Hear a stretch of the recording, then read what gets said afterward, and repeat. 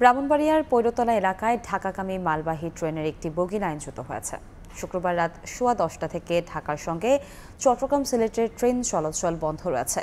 ঢাকা চট্টগ্রাম রেলপথে ব্রাহ্মণবাড়িয়া স্টেশন অতিক্রম করে শহর বাইপাস পুনিয়াউট এলাকায় পৌঁছালে ঢাকাগামী মালবাহী ট্রেনের মাঝখানের একটি বগি বিকট শব্দে লাইনচ্যুত হয়ে পাশের ডাউন লাইনে পড়ে। এরপরেই ঢাকার সঙ্গে চট্টগ্রাম এবং সিলেটের ট্রেন চলাচল পুরোপুরি বন্ধ হয়ে যায়।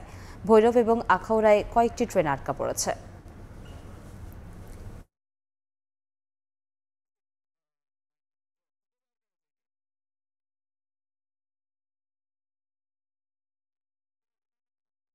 যাওয়ার পথে হঠাৎ করে একটা আওয়াজ হইল, আওয়াজ হওয়ার পরে দেখলাম একটা কন্টেনার কাটিয়ে পড়ে গেল।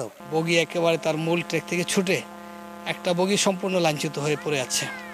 এতে করে পাশের যেই চট্টগ্রামমুখী লেন ট্রেনের সেটার উপরে এসে পড়ে, ফলে উভয় দিকের ট্রেন চলাচল এখন বন্ধ। উদ্ধারকারী ইঞ্জিন এটা আছে যে আখাউড়া থেকে আসবে, তারা অলরেডি প্রিপারেশন নিচ্ছে।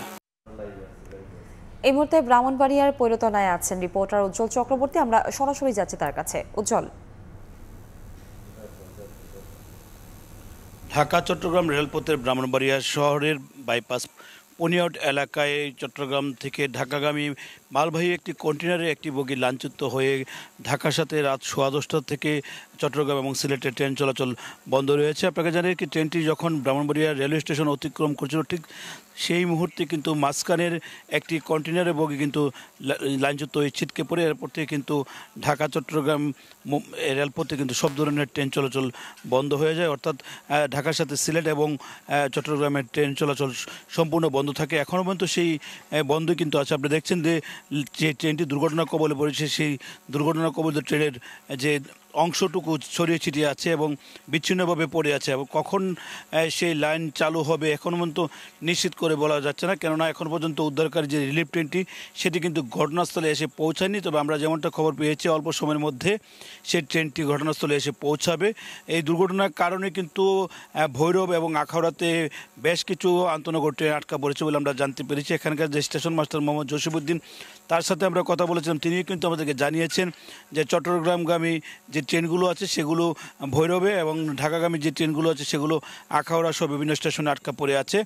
উদ্ধারকারী ট্রেন আসার পর এখানে উদ্ধার তৎপরতা শুরু হবে, অর্থাৎ রাতভর সেই উদ্ধার অভিযান চলবে। সকাল নাগাদ হয়তো ট্রেন চলাচল স্বাভাবিক হতে পারে বলে আমাদেরকে জানিয়েছে। আমার কথা বলেছিলাম এখানকার যে রেলওয়ে নিরাপত্তা বাহিনীর দায়িত্বে যিনি আছেন সুব্রত বিশ্বাস, তার সাথে তিনি বলছেন দুর্ঘটনা পরপরই কিন্তু তারা দুর্ঘটনাস্থলে ছুটে এসেছেন এবং এখানে জানমালের যে নিরাপত্তা সেই নিরাপত্তাটুকু তারা দায়িত্ব পালন করছেন। এখানে যারা দায়িত্ব পালন করছেন এখানে স্থানীয় বাসিন্দার সাথে আমরা কথা বলেছিলাম, তারাও কিন্তু বলছেন যে দুর্ঘটনার যখন ঘটে তখন কিন্তু বিকট শব্দে কিন্তু ট্রেনটি একটি লাইন থেকে অপর একটি লাইনে বিচ্ছিন্ন হয়ে পড়ে, যার কারণে কিন্তু আপ এবং ডাউন লাইন দিয়ে কিন্তু ট্রেন চলাচল বন্ধ থাকে। অর্থাৎ ঢাকার সাথে চট্টগ্রাম এবং যে সিলেটের ট্রেন চলাচল এখন পর্যন্ত বন্ধ আছে, যদিও এখন পর্যন্ত উদ্ধার তৎপরতা শুরু হয়নি। তবে কখন নাগাদ উদ্ধার তৎপরতা শুরু হবে সেটি কিন্তু রেলওয়ের পক্ষ থেকে স্পষ্ট করে আমাদেরকে জানানো হচ্ছে না, যার কারণে কিন্তু একটা অনিশ্চয়তার মধ্যে কিন্তু উদ্ধার তৎপরতা নিয়ে থেকে যাচ্ছে।